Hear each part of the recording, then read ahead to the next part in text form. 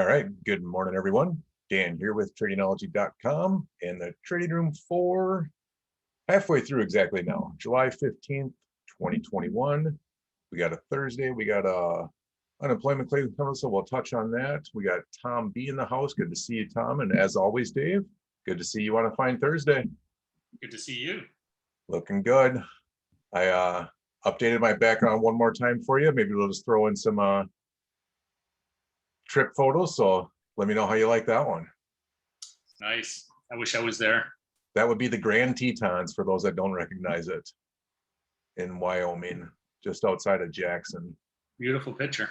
I couldn't help but think of the Federal Reserve and how, it's a beautiful place for them to go to have their meetings over there in Jackson. Probably saw the private airport. I shouldn't say it's a private airport, but just the small airport in general where they fly into, middle of nowhere. Because it's a fantastic area. Would never get sick of that. Thanks, Yeah. Tom. Tom says beautiful part of the world for sure. It would be nice. Well, we'll get a few people rolling in here and cover some of the highlights we got cooking. We definitely have a major chop day this morning. Let me pull over the internals and we'll see exactly why that's happening. Yeah. Opened up really negative. It was crazy this morning. Yeah, we opened up almost negative 1,500. Fast recovery. These are big moving bars. If you guys haven't heard me say it before, these are large bars on internal indicators. We look at, just roll back yesterday, how here was the big move when Powell started speaking and testifying. So we saw that happen, but normally it's little choppy bars as that changes. So big movements in the morning, but we are hovering right around neutral on the volume itself. Started below, peaked up above to positive for a little bit. Now we're back down to negative, and the internals are also dropping, which leads to the chop we see in the futures. Big up, big down. And look at the tech's even doing a major roller coaster. Crazy. So if we look at the indexes, where are we sitting? Everybody, Dow's pretty much on the zero line right now. Tech's down almost 0.5%. SPX is down. The Russell is the weakest again, over 0.5% down in the Russell for the futures at least. What's the index? IWM is, the weakest horse right now is the Russell again. So Dave's probably shorting it again. I did. I shorted it this morning after I saw it kind of bounce off those levels, and I took a quick profit, not too big, just a one contract, but there was I'll pull this guy up just to show you. Go ahead. It was just insane that the Russells, I mean, it dropped right at the open, bam, or just before the open, skyrocketed higher, came up into a resistance right around 2,200. So I took a really short-term trade on that to short it, but I got out just as it crossed below that line. So yep, these we leverage in our target hunter strategy. It actually was a long opportunity followed by a short opportunity, so you could trade it both ways if you really wanted to. But I don't like going both in the same day, but it can work. I like the short opportunities. They're a lot faster. They're supposed to be, that's for sure. Yeah. I got stuck in one on Tuesday that on the NQ, but then it ended up paying off because it was matter those patients won in the end. But I had to ride through some storms to get there, so I wasn't happy with that. So it's one of those trust the indicators, trust those fine instruments, and they will treat you right. It's just a matter of time, and sometimes you're early and you got to wait out longer if it does go against you. Yeah, absolutely. So I don't know, we're just kind of in a real choppy session here. A whole lot going on. Crypto was down. It's up a little bit yesterday. Now it's back down again. It sure looks like Bitcoin wants to break down through 30,000. Just a heads up on that. It doesn't look like it can rally from here. So, it's probably going to follow the rest of the market lower if we do get a stock market that's going to go lower. And the spreadsheet is it's shaping up. It's not perfect, but it's shaping up to be indicating a down signal. But I look at Bitcoin, it's just, it's come right back down to that kind of 30,000 level. And as we mentioned Tuesday, the more times it comes down to that level, It's like knocking on a door. Yeah, daily chart, we're making a lower low there where it bounced down to 31.3. It's 31.8 right now and heading back down. So yeah, that's not a good sign for the crypto fans, that's for sure. Yeah. XRP's down 3% over. That's breaking down below 60 cents. I heard rumblings that they're supposed to be potentially relisting that. So we'll see what happens there. I don't know. They've been saying that for a few months. I haven't really seen anything yet either. You know, this lawsuit, I think, is just hanging over their heads. And if they don't solve that, I haven't heard anything though. I haven't been following it, to be honest with you. Yeah, same here. It's just kind of, I look at it on the side. Yeah, I don't know what's going on with that. So. But one thing that we obviously do follow too and just pay attention to because it does affect some numbers. It is Thursday, so I should pull over our economic calendar. And we had out unemployment claims. What do we got? Well, first we'll notice we revised last week's up another 13,000. So that went from 373 to 386. Predicted 350. They came in at 360, but they're touting it still as they fell to pandemic lows. But it's still worse than they expected. It's still over 250,000 people every week, quite a bit. It's over 100,000 over 250,000. So those are big numbers in my head. No, it's not a million, but it's still a lot. And Powell was testifying for hours yesterday. It was the first time we had mentioned this offline. First time people are actually challenging him on some of these monetary policies, saying, how can this not affect and hurt things long term? And he's just like, it won't. It's like, no, that's not how it's going to fly. Yeah, he's back. He's back in Congress this morning testifying too. I listened to him for a little while. He said, one of the big questions that they had was, well, why do we need central bank digital currencies if we already have digital currencies? Why not just use those? He was trying to make the case yesterday that, hey, yeah, I mean, we got a lot of digital currencies, but we need a central bank digital currency. And they're saying, no, why do we need that? We already got cryptocurrencies. Why develop another one? Yeah, it was the first time I'd actually heard him actually talk about the subject on any length other than just saying, we'll look into it kind of thing. Or, yeah, we got someone looking at that.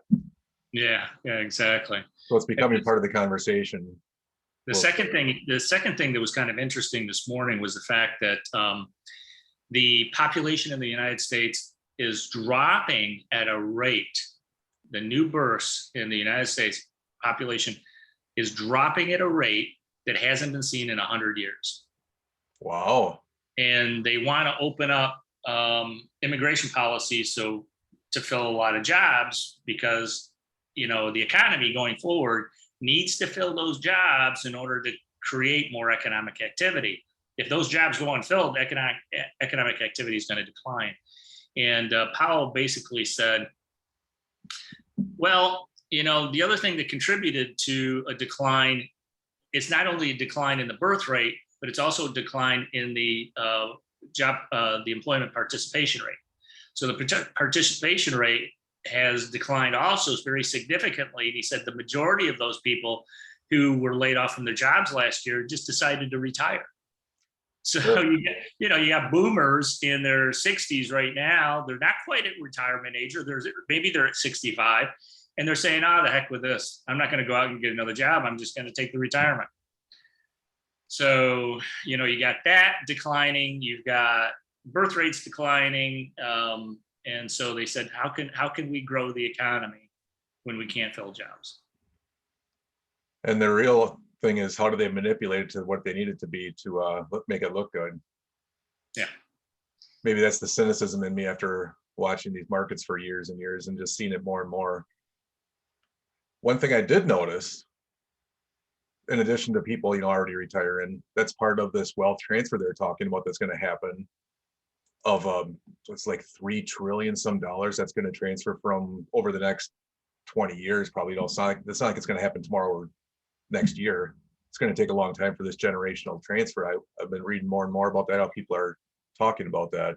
So that is going to be an interesting aspect to that too, and just how that's passed down from one level to the next in families. I think it's going to take longer than people anticipate because people, people are living longer, so You know, if you're at tail end of baby boomers right now, you're about 60. If you're on the front end, you're about 80. You know, yeah, the early ones, you know, they might end up passing away over the next 10 years. But the later ones are in their 60s, they could go another 20 years. So I don't think it's going to be like a, whoop, there you go, 3 trillion transfer. Right. It's going to be trickles out over the next 10 to 15 years. Which is very similar to the indexes. You know, numbers are a fun thing that you can, you know, make say what you need them to say, the way the statistics work, and people that understand numbers. But just like we were talking about the top 5 stocks in the NQ, Yeah. you know, Facebook, Amazon, everybody knows them, you know, the FANG stocks.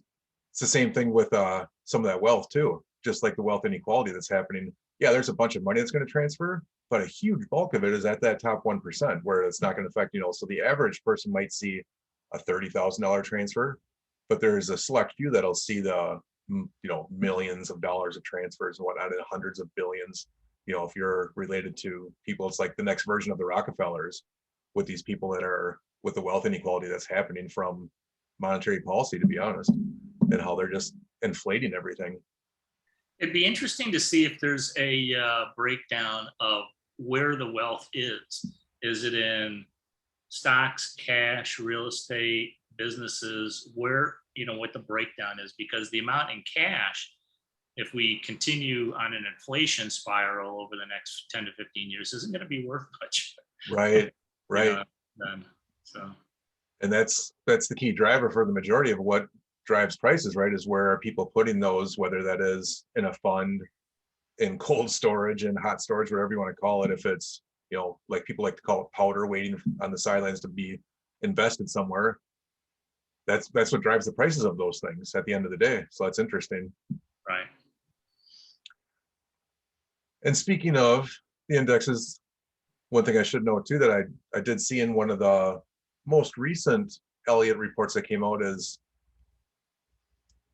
or I think it was Tom McClellan. He had sent out his weekly one last night. I was reading his article, and he talked about how high the SPX is and how we're making higher highs in the VIX. And it's one of those rare times that it's a very simple correlation, but people often get it wrong. But it is one that's getting stretched again because of the all-time highs that are happening, but we're having rising VIX at the same time, which they usually don't both go up. That's an abnormal one. So that's an interesting angle to look at that. Maybe I can see if I can pull like I got his email right here. Let me pull up his chart.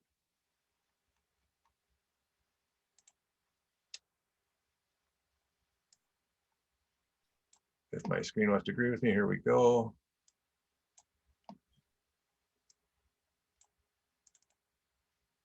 So this is correlation of, I can zoom it in here a little bit better for you guys. The S&P 500 and the VIX, where we're making, looks like so many times it's been, I don't know exactly what's making his one and negative one. I didn't dig into that exact data, but it is interesting to look at it over time. And if you guys aren't a member or a subscriber to him, he has some good stuff. I definitely like McClellan reports, and because he does that MS oscillator that you know about, Dave, obviously. Yeah, he's really good.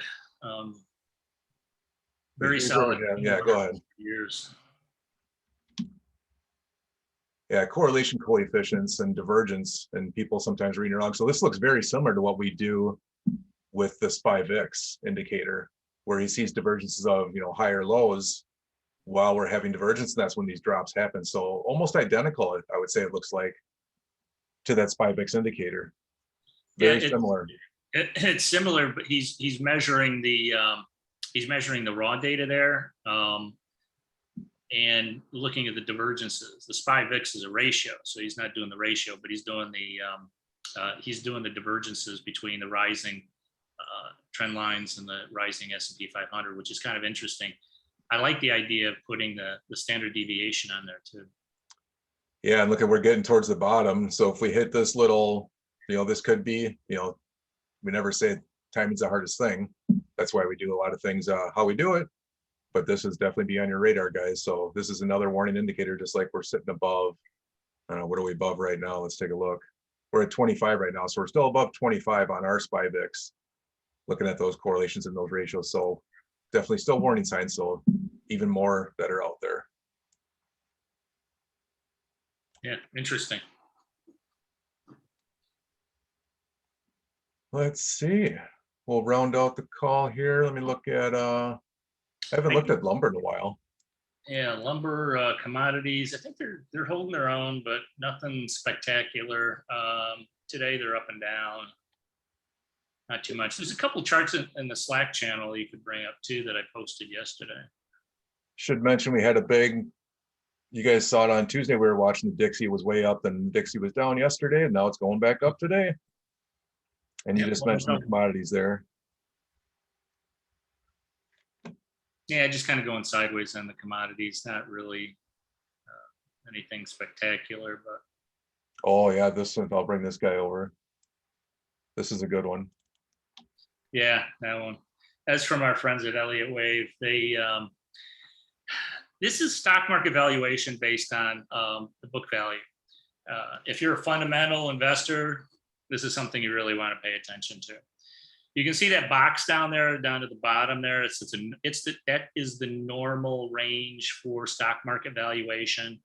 Almost all of them, all of the valuations throughout history have been in that box. You get a few down below that, you get a few above that. You've got the dividend yield on the bottom. You've got the what's on the left? That's the price to book ratio on the left side. Okay, so you can see like, I mean, look at, September 1929 when the stock market crashed. We were just above that box a little bit, not too much. There's 28, 29 is just to the right of that. It's a bigger one, yeah. And then August of '87, which was, the beginning of the crash. It was probably the biggest crash in a single day in stocks, is just a little bit above that. And if you keep going higher there, you'll notice a couple of interesting dates like 2000. 2000 was way up there in the middle, right there. That was 2000. That's when, the dot-com bubble there. And 2008 was kind of in the mix someplace. It wasn't the highest, but it wasn't the lowest either. There's 2008 down here around a 2. Yeah, but yeah, I mean, so some really big important dates there. Now look where we are now. Yeah. We are out of sight. We are on another, not just another planet, we're in another galaxy. That thing is just insane. The dividend yield is still not too bad, but I think a lot of stocks have been giving back in dividends and buybacks and stuff like that in order to boost their share prices. But as far as the price to book value ratio, it's pretty crazy. And we were already in last year when the pandemic started, 2020, we were already way extended, which is from 2019. So look at this, just the 3-year, 2019, 2020, 21. This just continues. I mean, it's just exasperated even more. Well, that's because you see where 2020 is, that's where we ended the year. But I'm guessing if we had taken that snapshot in March or April when the stock market crashed, we'd probably be way down near that box. But then we finished the year higher, so we're way up there again. So actually, now it's 2 years in a row that we are really outliers on this graph.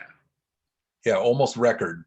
Yeah, I mean, just the March 2000, of course, was a dot-com crash, but that was still, the dividends were lower then. For some reason, they're a little bit higher now. That's why we're over to the left of it, but we're above that as far as the price to book value ratio goes. Yeah, but just looking at that, just to read that, actually, the normal range in this box that Dave talked about when we started. Yeah.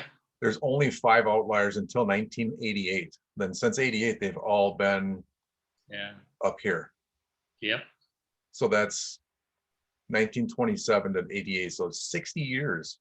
But outside of that, it's been just crazy ever since, and we continue to make it crazier. Yeah. I don't know. It just doesn't seem like that is sustainable to me. I just don't think it's something that people are paying attention to. Everybody wants the the GameStop and the AMC stocks and all that kind of stuff. So right. Fundamentals are you can't ignore the fundamentals though. Eventually they come back and bite you. Yeah, it's like sooner or later you got to pay the piper because reality will set in. Yes. And that reality right now is sky high. It's going to come back down to earth. And when it does, watch out. So if anyone participates, the only recommendation I would give is take your profits off the table when you can. Don't be greedy. That's right. Tom, you got any questions out there as we wrap up today? I know you're always a busy man, and we appreciate you joining us. So if you got any questions you're looking for, definitely chuck it in here, and we'll do our best. Or I know you're an active participant in the Slack channel, so we all appreciate you, Tom, and everyone else for that matter. Let's see if I'm missing anybody else over here. Nothing new coming across. Yeah, Tom's multitasking as always. The great IT man he is. Good to hear, Tom. Good. I don't know. Market's weird. Still bouncing around here. We're actually up 32 on the Dow. We're down 190, 200 points actually just before the open. But just bouncing around, just trying to, I mean, Powell must be like, you know, the algorithms are just like taking every other word. Yeah, exactly. And it's funny you mentioned that, because that's exactly what happened yesterday when he started speaking. I mean, it was going down and down and down. All of a sudden, whoop, Paul's talking. You can see his microphone. Yep. All right, with that, we'll probably wrap her up for another week and look forward to you guys. Quick reminder, Wealth Masterclass next Wednesday. Zoom info is posted for the members there, so look for that. And new stuff is coming. Don't run too far. Keep you posted, gentlemen. Dave, Absolutely. as always, good to see you, and I appreciate your time with us. Yeah. Thanks, guys. Take care, Dan. Have a good weekend. You too, Tom. Bye.